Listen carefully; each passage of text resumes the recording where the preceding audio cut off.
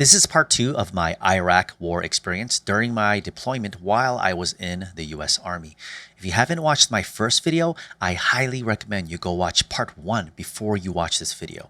So, we have established that the base where I'm at in Iraq gets mortared quite frequently.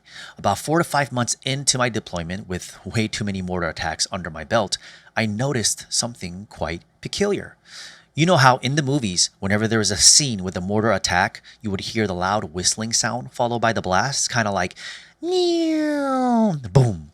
Well, I realized I have never heard this whistling sound before, so that got me thinking, what's going on?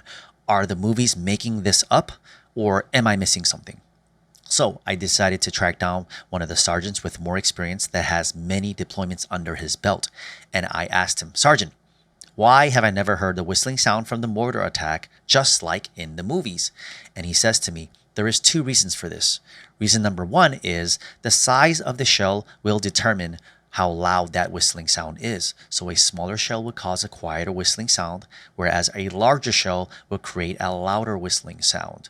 This is because of the wind resistance, because the whistling sound that you're hearing is caused by the shell cutting through the wind while it's dropping from the sky. Then he says to me, reason number two is you're just not close enough to the blast radius, the kill zone. So if you're hearing the whistling sound, you're probably dead. So be very glad that you have never heard this whistling sound before. Stay tuned for part 3 where shit gets real.